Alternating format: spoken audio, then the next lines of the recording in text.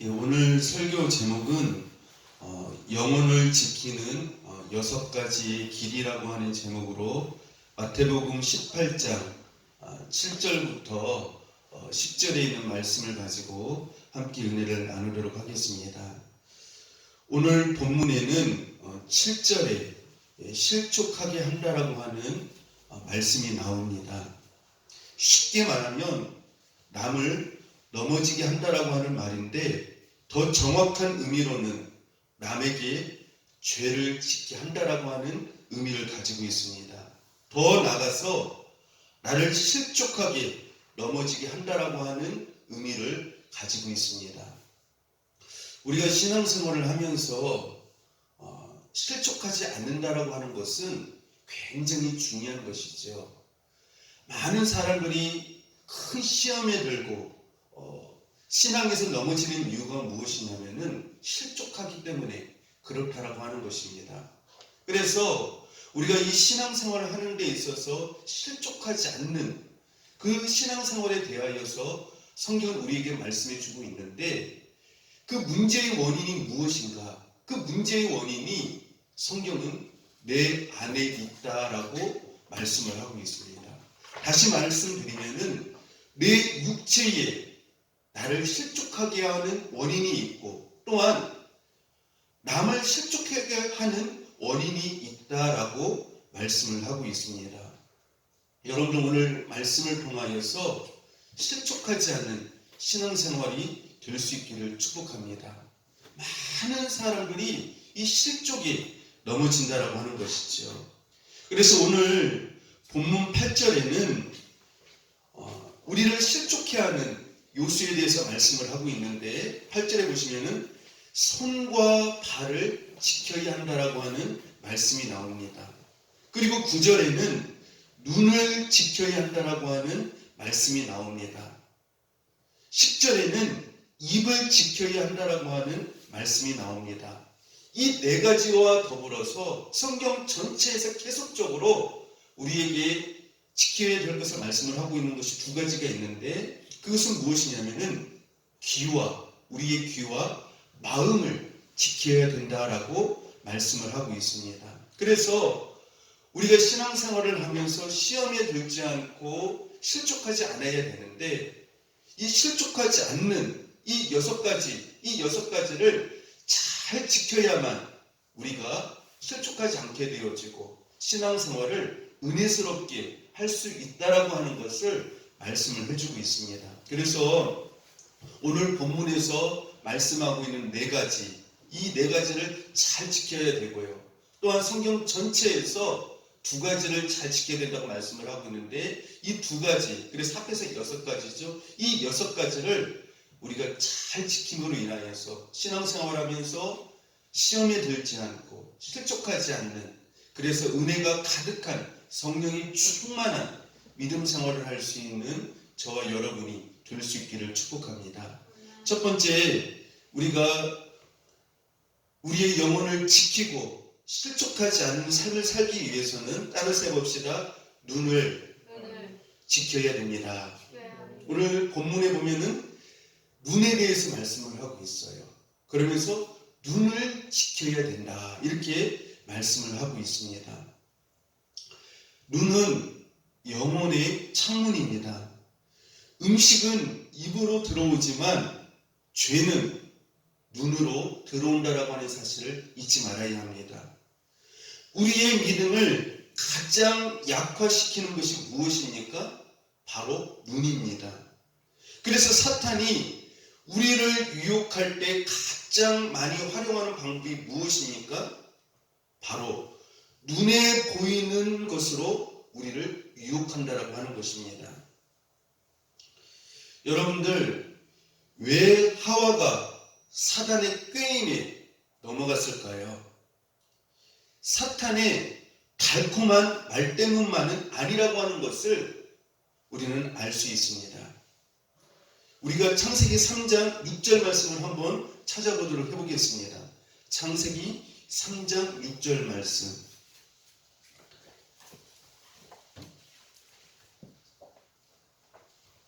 자, 같이 한번 찾아봅시다. 창세기 3장 6절 말씀이에요.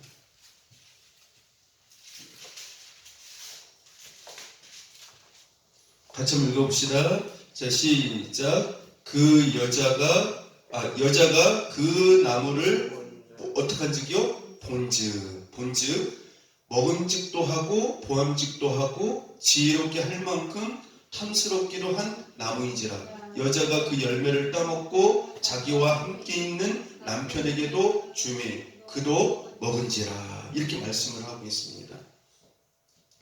여기서 이 본즉, 하와가 본즉 이렇게 말씀을 하고 있거든요. 인간의 육신의 눈이 문제인 것을 말씀해 주고 있습니다. 한번 따라서 해봅시다. 인간의 육신의 눈이 문제임을 말씀해 주고 있습니다. 그러니까 하와를 죄를 짓게 한 것은 선악과를 본 무엇이 문제였습니까? 육신의 눈이 문제였다라고 하는 것을 우리는 알 수가 있습니다. 이것이 마귀의 미끼라고 하는 육신의 눈을 통하여서 하와로 하여금 육신의 눈이 분별하지 못한다라고 하는 것을 알고 있었기 때문에 그것을 통하여서 시험을 받겠다라고 하는 것이죠. 분별하지 못한다라고 하는 것이에요.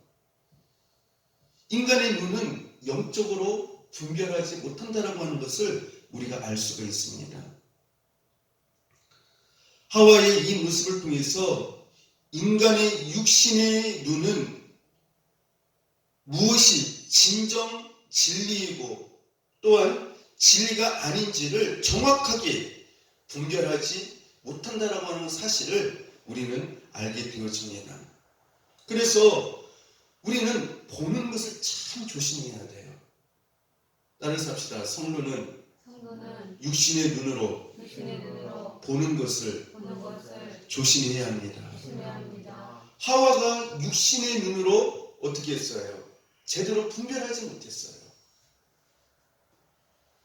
무엇이 진리인지, 무엇이 하나님의 뜻인지, 참인지를 분별하지를 못했어요. 본즉, 먹은즉도 하고 탐스럽게 한지라. 그래서 어떻게 했습니까? 그것을 자기 육신의 눈으로 그것을 따먹고 그것을 누구에게까지 줬어요? 아담에게까지 주었던 것을 볼 수가 있습니다. 우리가 이 세상을 살아가면서 조심해야 할 것이 사람의 육신의 눈이라고 하는 것이죠. 여러분들 창세기 13장을 우리 한번 펴봅시다. 거기에도 보면은 이 눈이 잘못됨으로 말미암아 인생의 삶이 완전히 망가진 그런 사람이 한 사람 소개되어 주겠습니다. 창세기 13장 10절 말씀이에요. 같이 한번 읽어봅시다. 자, 시작. 이에 롯이 눈을 들어 요단 지역을 바라본즉 수알까지 온 땅이 물이 넉넉하니 여호와께서 소돔과 고모라를 멸하시기 전이었으므로 여호와의 동산 같고 애굽 땅과 같았더라. 그러므로 롯이 요단 온 지역을 택하고 동으로 옮기니 그대로 서로 떠난지라. 롯이 무엇을 들어요? 눈을 들어 요단 지역을 어떻게 한지요? 바라본즉. 롯이 눈을 들어 요단 지역을 바라본즉 육신의 눈으로 요단 지역을 바라보니까 그때까지는 소돔과 고모라 땅이 멸망하기 전이었기 때문에 어떤 땅이었더라고요? 여호와의 동산 같고 애굽 땅과 같이 굉장히 기름진 땅이었다라고 말씀을 하고 있습니다. 그래서 어떻게 했다고 말씀을 하고 있어요? 11절에 보니까 그러므로 롯이 온 지역을 동으로 옮기니 그들이 서로 어떻게 한지라? 떠난지라. 육신의 눈으로 보기에 좋은 것을 택했다라고 하는 것이죠. 환경적으로 살기가 좋고 경제적으로 풍성한 그곳을 육신의 눈으로 어떻게 하고요? 보고 그것을 선택하고 그쪽으로 방향을 정해서 이사를 갔다라고 말씀을 하고 있어요. 그래서 이 롯은 이 소돔 땅에 가면은 굉장히 굉장히 풍성하고 경제적으로 풍요한 삶을 누리면서 행복하게 살 줄 알았어요. 그런데 롯의 안타까운 부분이 뭐냐? 세상의 풍요로운 풍성한 어떤 환경과 문화는 볼 수 있었지만 그 소돔 땅 안에 있는 그 깊은 영적인 어두움을 보지 못했다라고 하는 것이에요. 그 말씀을 13절에서 말씀을 하고 있죠. 창세기 13장 13절 말씀입니다. 같이 한번 읽어봅시다. 자, 시작. 소돔 사람은 여호와 앞에 악하며 큰 죄인이었더라. 여러분들, 소돔 땅은 경제적으로 굉장히 풍요롭고 살기가 좋은, 문화적으로 여러 가지 혜택을 누리면서 살아갈 수 있는 그런 환경이었어요. 세상적인 환경으로 볼 때 그렇다라고 하는 것이죠. 많은 사람들이 좋아하는 환경이죠. 그런데 그들의 삶의 깊은 자리에 들어가서 보게 되어지니까 무엇이 자리 잡고 있었어요? 그들은 여호와를 떠난 사람들이었어요. 하나님의 말씀에 불순종하는 사람들이었어요. 세상을 따라간 사람들이었어요. 하나님 앞에 악하며 큰 죄인이었다라고 말씀을 하고 있습니다. 다시 말하면 하나님으로부터 떠난 악한 사람들이었다라고 성경은 말씀을 하고 있어요. 여러분들, 롯이 그 소돔 땅에 들어가서 세상적으로는 잘 살고 또 형통하고 풍성한 것들을 누리면서 이 세상을 살았을지 모르겠지만 그 롯의 식구들은 점점 누구를 닮아갔습니까? 소돔 땅에 있는 그 여호와를 떠난 죄악의 삶을 그 롯의 식구들이 점점 어떻게 했다는 거예요? 따라가고 있었다라고 하는 것이에요. 그리고 닮아가고 있었다라고 하는 것입니다.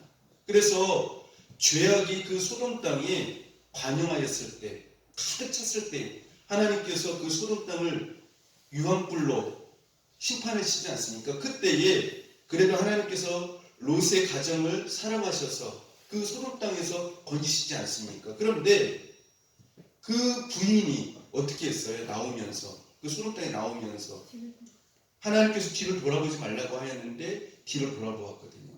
뒤를 돌아보았다라고 하는 것은 여전히 그 롯의 부인이 소돔 땅에 어떻게 했다는 마음이 가 있다라고 하는 것이거든요. 그래서 소금 기둥이 되어졌고요. 그 딸들도 아버지와 안 좋은 행동들을 해서 자식을 낳게 되어지죠.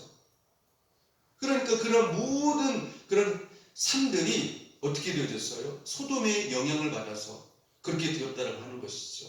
근데 그렇게 된 데에는 무엇이 원인이 있었습니까? 무엇이요? 롯이 눈을 들어 어디를 바라봤어요? 소돔 땅을 바라보았다라고 하는 것이. 환경적으로 좋은 곳, 경제적으로 좋은 곳, 문화적으로 많은 것을 누릴 수 있는, 육신적으로 편안하게 해줄 수 있는 그곳을 택해서 떠났다라고 하는 것이에요. 그런데 그 안에 깊이 자리 잡고 있는 무엇을 보지 못했어요? 소돔 사람들의 영적인 어두운 면을, 하나님을 떠난 세상을 따라가는 그들의 삶을 보지 못했다라고 하는 것이죠. 그래서 결국 행복하게 살 것 같았지만 결국은 그 가정이 굉장히 어려움을 당하고 하나님으로부터 축복을 받지 못하는 그런 삶을 살게 되었다라고 하는 것이죠. 사실 롯은 소돔 땅을 선택하고 따라가야 되는 것이 아니라, 롯은 사실 누구를 따라다녔습니까? 누구를요? 아브라함을 따라다녔거든요. 아브라함은 어떤 사람이었어요? 우리가 창세기 12장에 보면은, 12장 4절에 보면은 하나님의 말씀을 따라가는 사람이었어요. 그리고 가는 곳곳마다 예배를 드리는 사람이었어요. 그래서 이 롯이 아브라함을 따라다닐 때에는 엄청난 축복을 그런 받은 사람이었죠. 그러나 그가 세상적으로 부유하게 되어지고 더 욕심을 갖게 되어지니까 더 이상 아브라함을 따라다니지 아니하고 세상을 택해서 세상의 어떤 영광과 그 어떤 그 풍요로움을 선택해서 그가 갈라져 나가게 되어졌을 때, 결국 그의 결과가 어떤 결과를 가져다 주는가를 성경은 구체적으로 말씀해 주고 있어요. 여러분들 육신의 눈을 조심하시기를 바랍니다. 육신의 눈을 조심하세요. 욥의 그 잘못된 그 한 번에 그 육신의 잘못된 그 눈이 그들의 가족을, 자기 부인과 딸들과 또 누굽니까? 그 사회들까지 전부 죽게 만들거나 또한 그 삶이 힘들게 만드는 그러한 요소가 되어졌다라고 하는 것이죠. 결국 롯의 가정은 하나님의 은혜의 자리에서 떠나게 되었다라고 하는 것입니다. 여러분들 또 육신의 눈으로 유혹하는 장면 또 한 군데 나와 있는 데가 있어요. 우리 한번 찾아서 봅시다.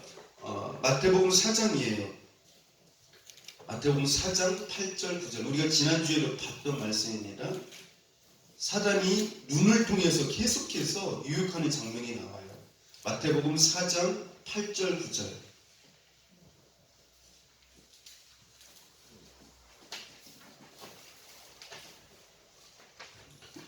사장 8절 9절 같이 한번 읽어봅시다. 자, 시작. 마귀가 또 그를 데리고 지극히 높은 산으로 가서 천하 만국과 그 영광을 어떻게 해요? 보여.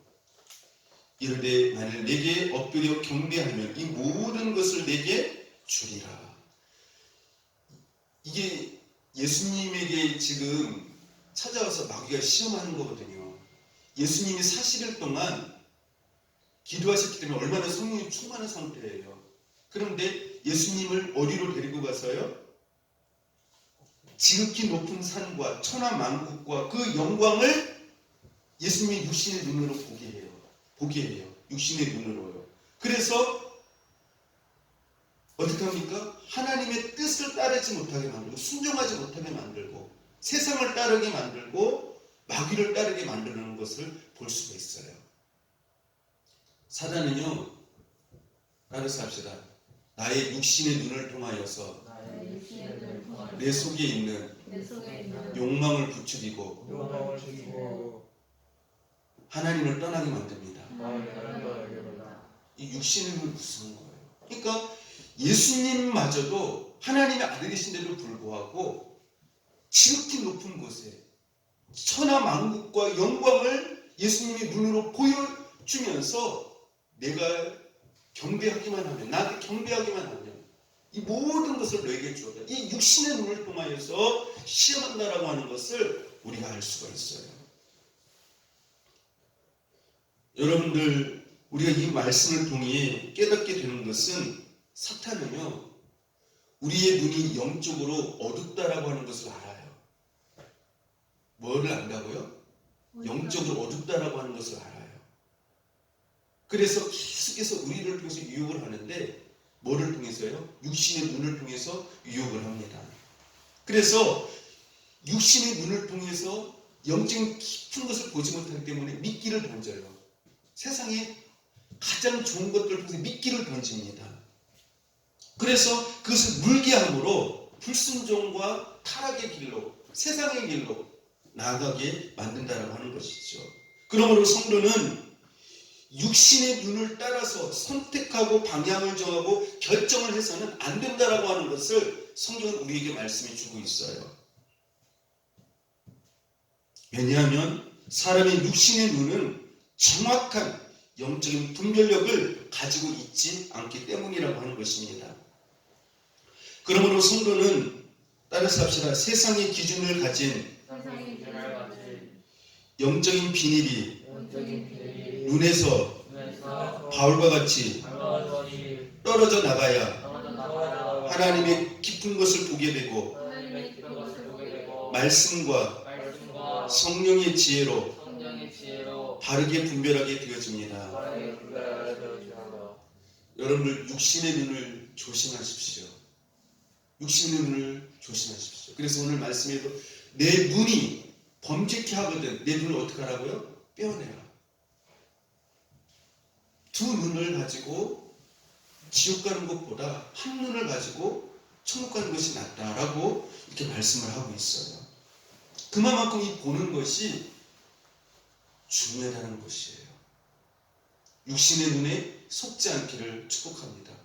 우리의 눈이 거듭나야 돼요. 거듭나야 돼요. 말씀의 시각으로, 성령의 시각으로 정확하게 그것을 분별할 수 있는 그 눈을 가지고 우리는 살아야 될 줄로 압니다. 여러분들 물속에 있는 물고기들이 참 어리석은 것 같죠? 예? 그 미끼를 묶고 탁 물려가지고. 근데 사람이 얼마나 어리석은지 몰라요. 사단이 던지는 이 세상의 미끼를 덜컥 무는 것이 우리 사람들이에요. 그래서 거기서 빠져나오지 못하는 경우가 얼마나 많은지 몰라요. 자기 영이 중요한지를 알지 못한다라고 하는 것이죠. 두 번째로요, 우리의 영혼을 각종 죄와 유혹으로부터 지키기 위해서는 따라서 합시다. 입술을 지켜야 합니다. 첫 번째는 눈을 지켜야 되고, 두 번째는 뭐를 지켜야 된다고요? 입술을요. 성도는 그의 마음 속에 성령이 성전을 삼아 임재하시고 계시기 때문에 말에 권세가 있어요. 그래서 말을 절제하고 조심해야 합니다. 성도의 말에 권세가 있는 것을 성경을 통해서 우리가 알 수가 있죠. 여러분들 모세의 말을 통하여서 이스라엘 백성들이 출애굽할 때에 어떻게 되어졌습니까?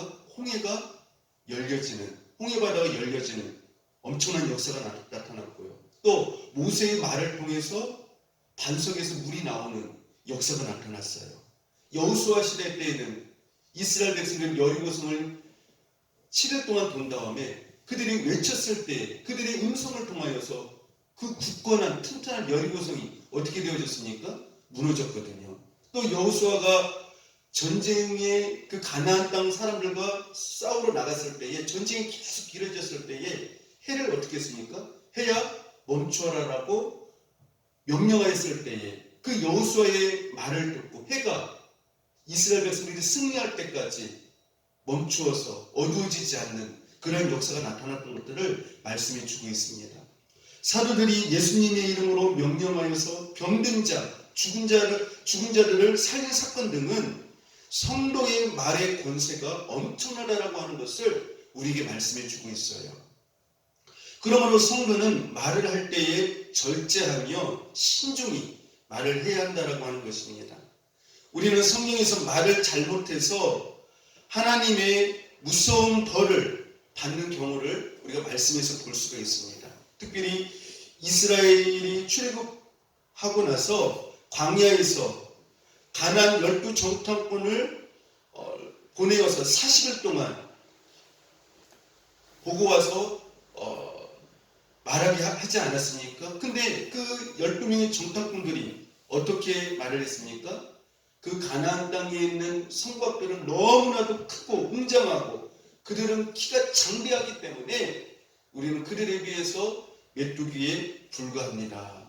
하나님께서 분명히 정복하시겠다라고, 정복하게 해주시겠다라고 약속을 하셨고 그 땅을 주시겠다고 말씀을 주셨는데 그들이 눈을 가지고 어떻게 했어요? 그들이 평가를 내린 거예요. 이 눈이 얼마나 무서운지 몰라요. 이 눈이요. 그래서 그들이 어떻게 되어졌습니까?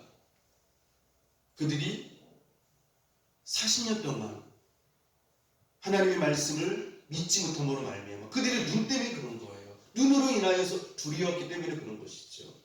그래서 40년 동안 그들이 광야에서 방황하면서 하나님의 징계를 받는 것들을 우리가 볼 수가 있습니다. 여러분들, 우리가 이 말들을 참 조심을 해야 돼요. 이 눈도 조심을 해야 되고, 이 부정적인 말을 이들이 하지 않았습니까? 부정적인 말을요. 그래서 이 말 때문에 하나님께서 이들에게 징계를 내리시는 것을 볼 수가 있습니다. 여러분들, 민수기 14장 28절 보십시다. 민수기 14장 28절이요.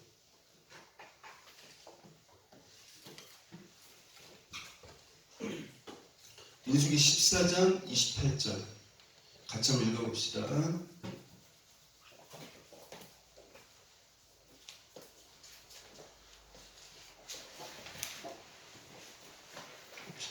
같이 읽어봅시다.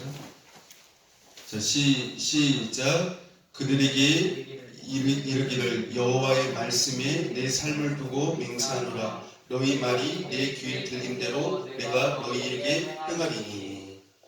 그래서 여러분에게 중요한 것이 무엇이냐면은 우리가 말을 참 잘해야 돼요. 우리의 말에는 뭐가 있기 때문에요? 권세가 있기 때문에 그래요. 그렇죠? 그래서 하나님께서는 우리가 말한 대로, 우리가 말을 하면 하나님의 귀에 들리지 않습니까?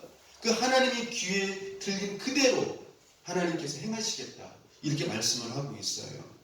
잠언 13장 2절 보십시다. 우리 중요한 말씀이니까요. 한 번 더 찾아봅시다. 잠언 13장 2절.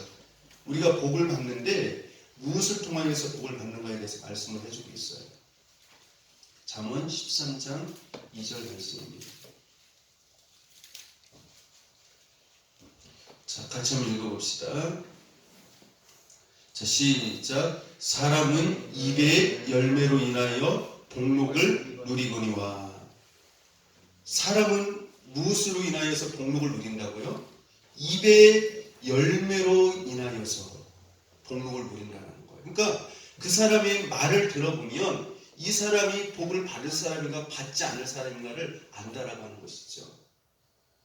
여러분들 성도는 믿음의 말, 말씀 중심의 말, 복된 말, 하나님이 기뻐하시는 거룩한 말, 경건의 말만 할 수 있는 저와 여러분이 될 수 있기를 축복합니다. 세 번째로 우리의 영혼을 지키기 위해서 지켜야 할 것이 있어요. 우리가 실족하지 않기 위해서 지켜야 할 것이 있습니다. 그것이 무엇입니까? 따라서 합시다. 귀를 지켜야 합니다.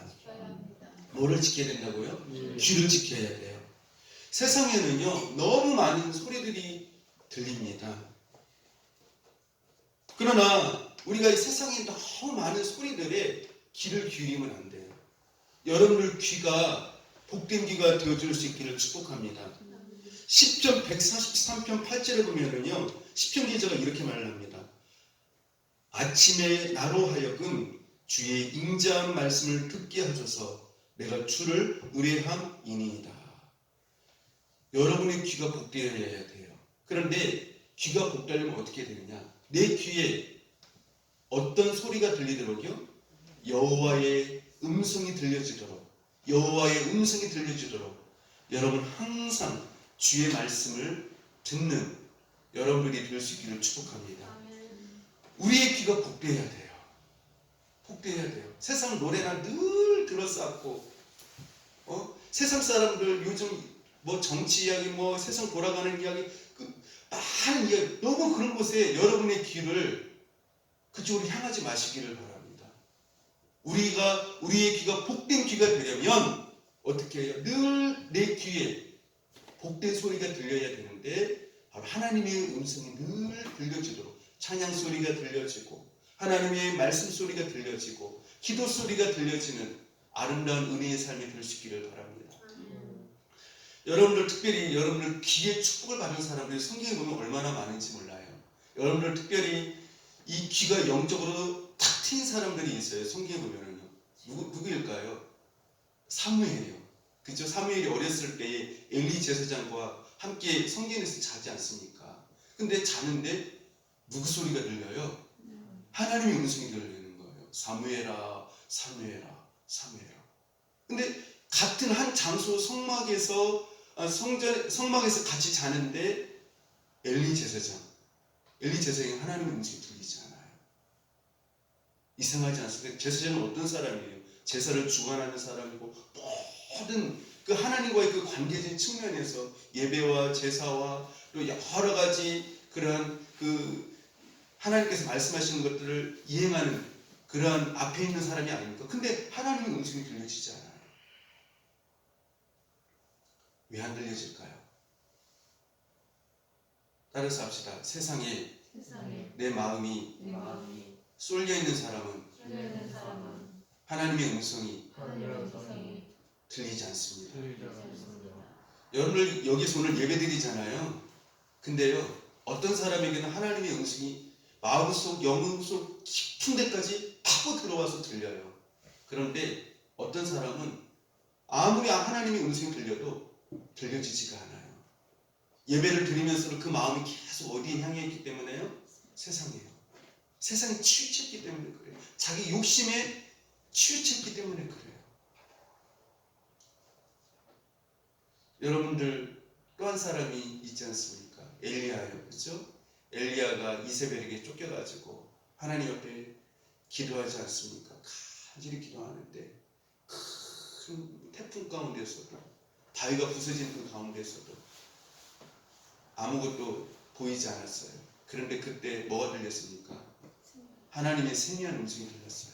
여러분 이 시대에 세상의 소리가 크게 들리면 안 돼요. 내 안에 있는 욕망의 소리가 크게 들리면 안 돼요. 하나님의 음성이 크게 들려지는 축복의 역사가 있기를 바랍니다. 그래서 우리가 늘 내 속에서 들려지는 성령께서 말씀하시는 음성에 귀를 기울이고 또한 하나님의 음성이 큰 확성기로 나에게 들려지는 것처럼 들으면서 살아갈 수 있는 저 여러분이 될 수 있기를 축복합니다. 네 번째로요. 우리가 실족하지 않기 위해서 내 영혼을 지키기 위해서는 무엇을 지켜야 되느냐? 따라서 합시다. 마음을 지켜야 합니다. 뭘 지켜야 된다고요? 마음을요. 잠언 4장 23절에 보면은요. 모든 지킬 만한 것 중에 더욱 내 마음을 지키라. 생명의 근원이 이에서 남이니라. 이렇게 말씀을 하고 있습니다. 많은 사람들이요. 금과 은과 돈 등은 재물 등은 얼마나 잘 지키는지 몰라요. 얼마나 잘 지키는지 몰라요. 그렇죠? 뭐 금고를 아주 튼튼하게 열쇠를 몇 개를 만들어 놓고요. 그렇지 않습니까? 얼마나 잘 지키는지 몰라요. 그런데 정말 우리 인생에서 중요한 내 영혼이 사느냐 죽느냐 중요한 문제를 가진 내 마음을 지키지 못하고 도둑을 맞아 살아가는 그런 성도들이 얼마나 많은지 몰라요. 따라서 합시다. 내 마음을 마귀와 세상에 도둑맞지는 않았는지 깊이 살펴야 됩니다. 여러분들 내 마음을 도둑맞았으면은요 전부를 잃은 거예요. 어떻게 보면 좀 더 심하게 말하면 내 마음을 잃으면 생명을 잃는 것과 같다라고 볼 수가 있을 정도예요. 그만큼 굉장히 중요한 것이죠. 하나님 앞에서 우리 인생의 가장 중요한 것은 우리의 마음이 하나님을 사랑하고 믿고 순종하는 마음에서 떠나지 않고 변절되지 않도록 지키는 것이 가장 중요하다고 하는 것이에요. 여러분들 성경을 보면 마음을 끝까지 지키지 못한 사람들이 얼마나 많이 나옵니까? 마음을 끝까지 지키지는 못했어요. 제가 지난 시간에 말씀을 드렸지만 솔로몬이 왕 초기에 얼마나 믿음이 좋았어요. 일천번제를 드릴 정도로 얼마나 신앙이 좋았는지 몰라요. 그렇죠? 그런데 어떻게 되었어요? 점점 세상 사람들과 이방인들과 교제를 하고 그 사람들하고 많은 뭐랄까 교류를 하면서 그 이방 사람들의 영향을 받고 세상을 따라가기 시작을 하더니 결국 어떻게 되어졌습니까? 하나님께서 돌아오라고 두 번이나 나타나서 말씀하셨는데도 불구하고 돌아오지 아니했어요.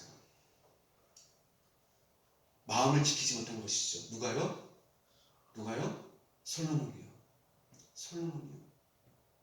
여러분들 우리가 성경 아사왕, 이 아사왕의 신앙이 얼마나 좋은지 몰라요. 신앙이요. 그래서 심지어 그 아사왕이요, 그 모든 백성들 앞에서 하나님을 따르지 않는 사람은 심지어 죽이기까지 그렇게 백성들과 서약을 하면서 하나님을 섬겼던 사람이 바로 아사왕이었어요.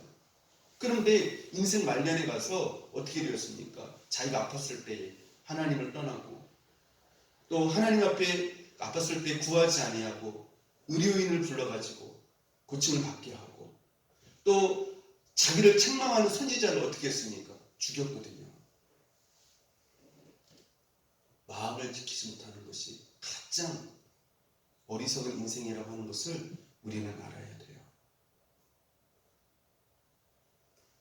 여러분들 마음을 빼앗기지 않기를 바랍니다. 마음을 빼앗기게 되어지면 그 인생의 가장 중요한 보화를 잃어버린 것이에요. 그 인생이 아무 의미가 없는 것이에요.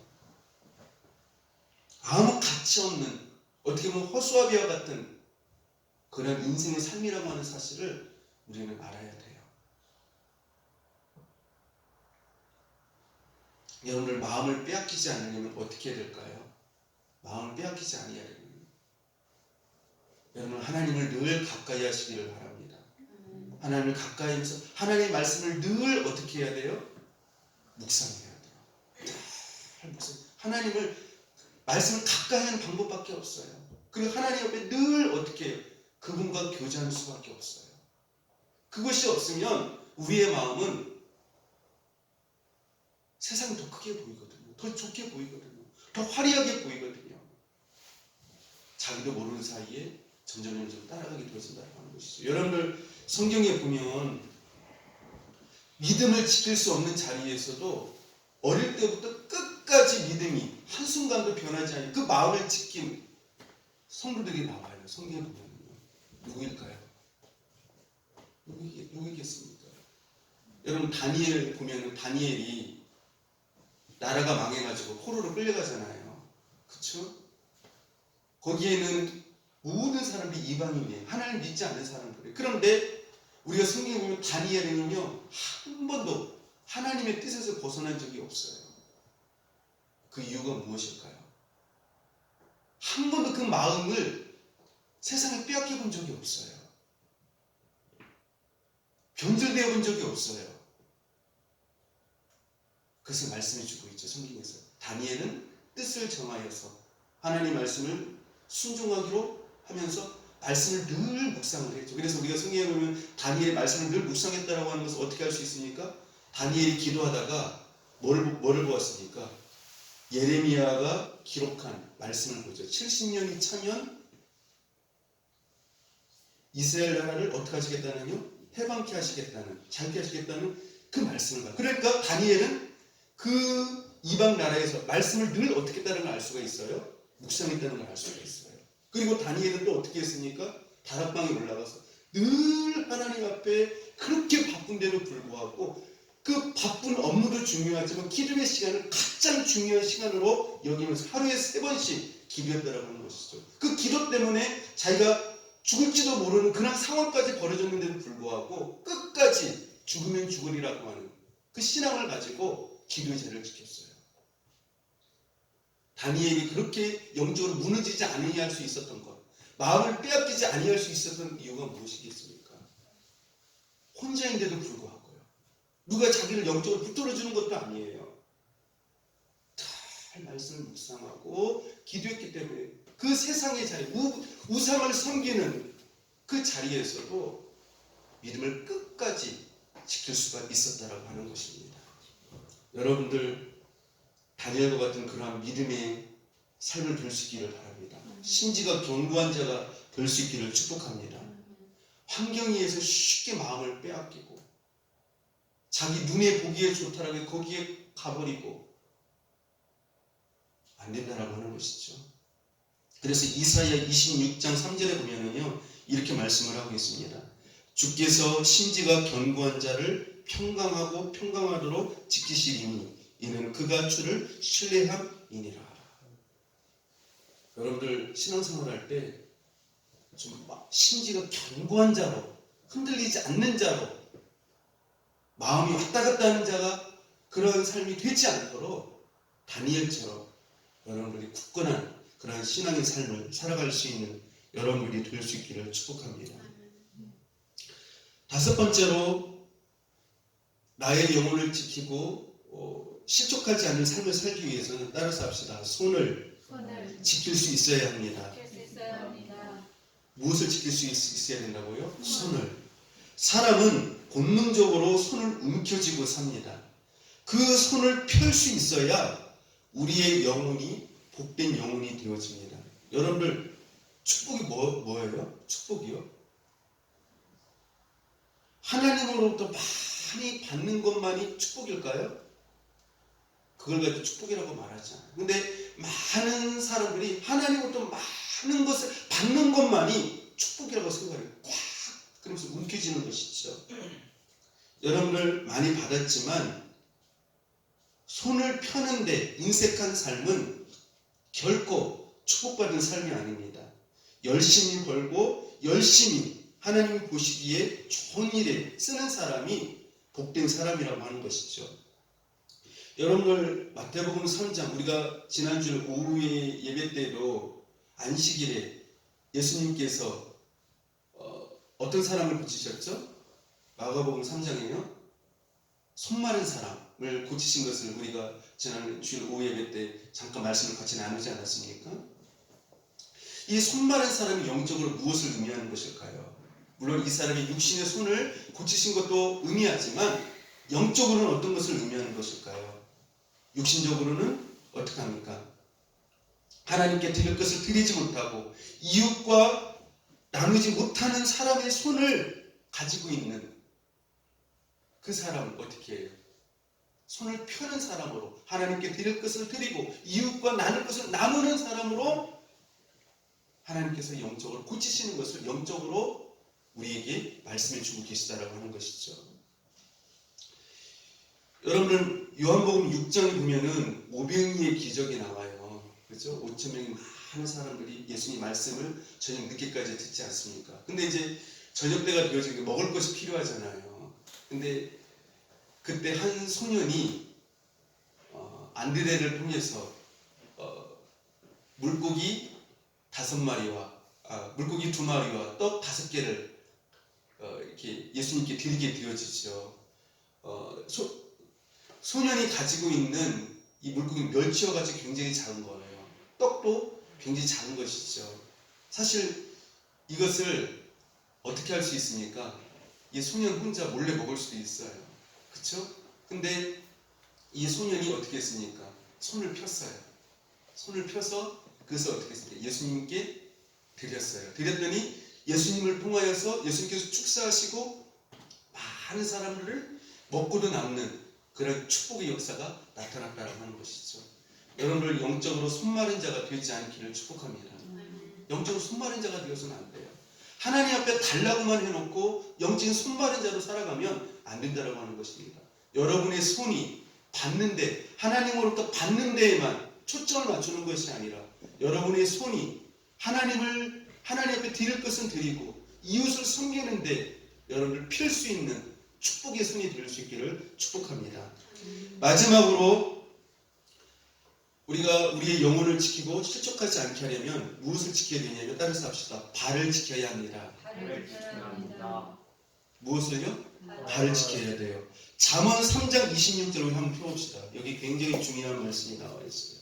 잠언 3장 26절 말씀입니다. 자, 잠언 3장 26절이에요. 같이 읽어봅시다. 자, 시작. 대저 여호와는 내가 의지할 이시니라. 내 발을 어떻게 해요? 지켜 걸리지 않게 하시리라. 내 발을 어떻게 하라고요? 지켜. 내 발을 지켜야만 우리 인생이 걸리지 않는다는 거예요. 근데 하나님께서 하나님을 의지하는 사람, 말씀대로 살아가는 사람, 그 발을 지켜서 인생을 걸리지 않게 하시겠다는 것이죠. 여러분들 발을 지킨다라고 하는 말이 무슨 뜻일까요? 가지 말아야 할 곳에 가지 말고 들어서지 말아야 할 영역에 들어서지 말아야 할 것을 말씀하고 있는 것이에요.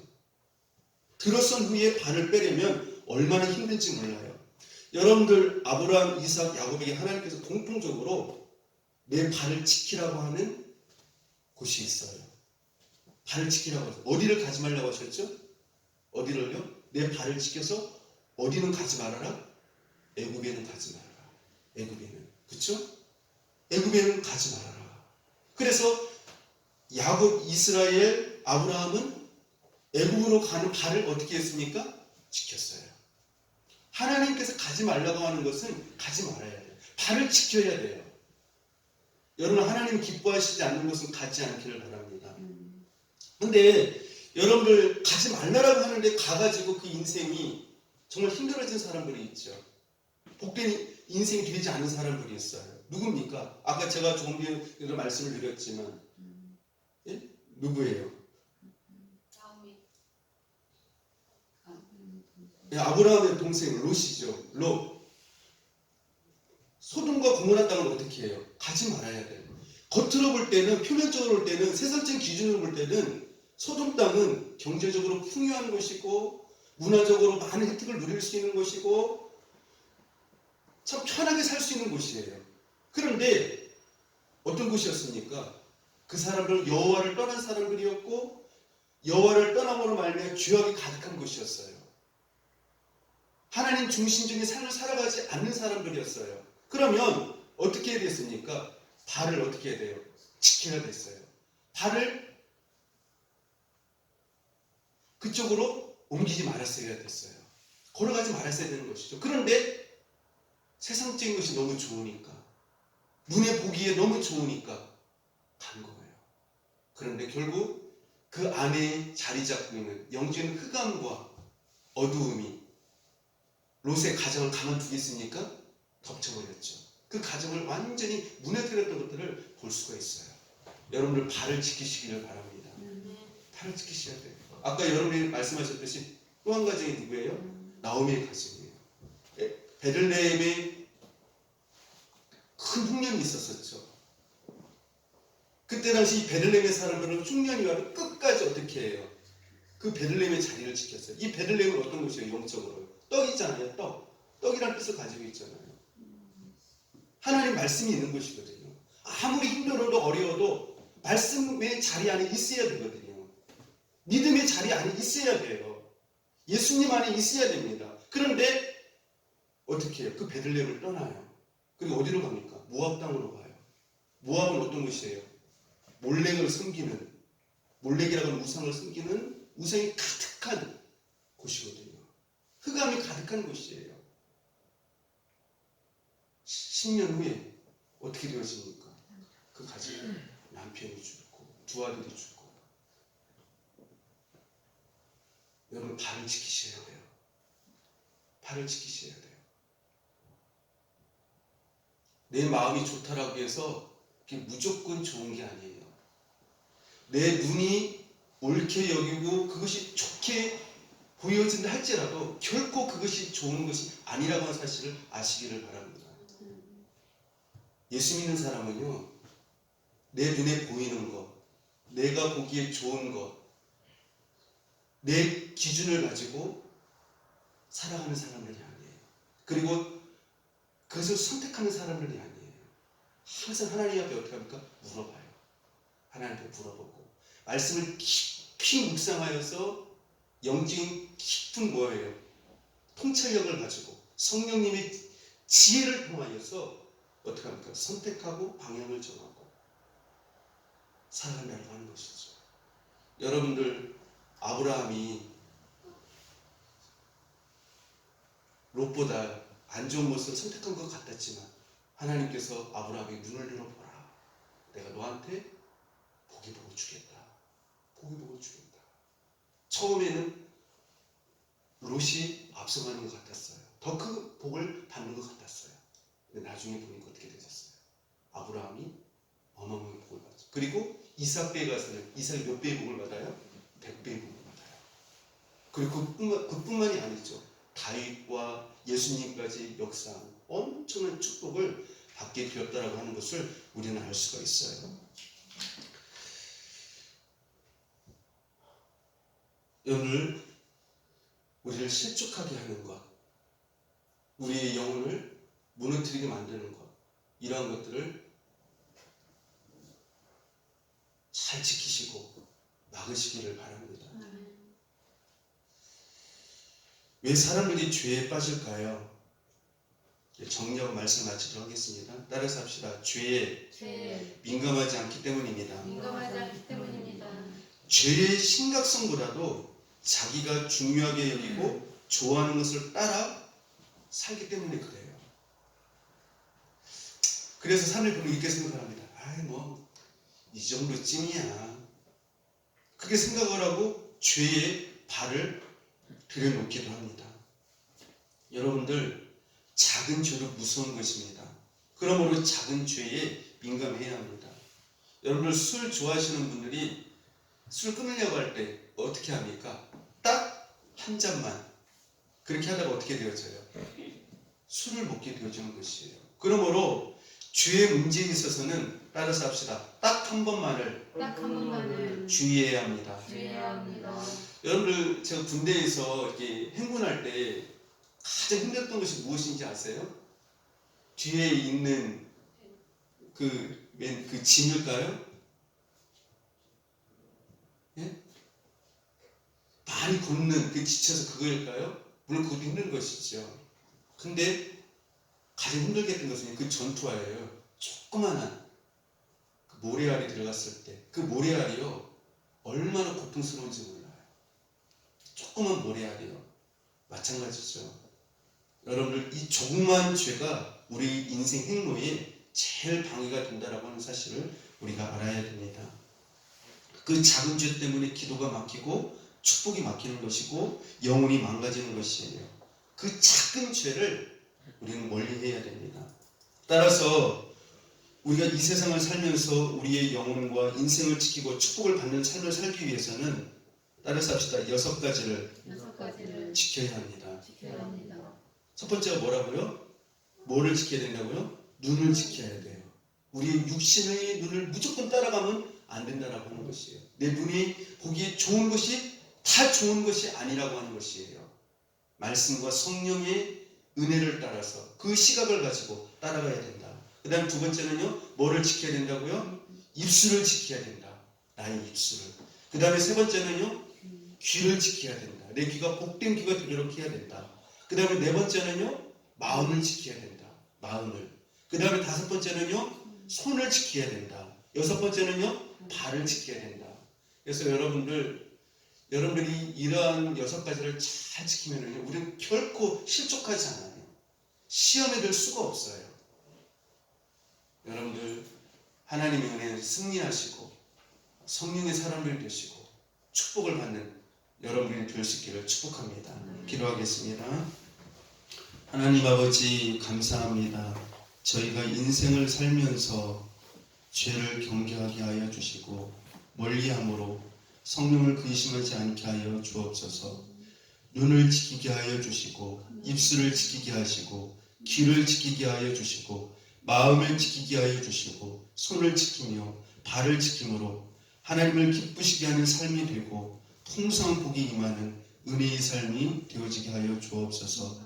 예수님 이름으로 기도합니다. 아멘.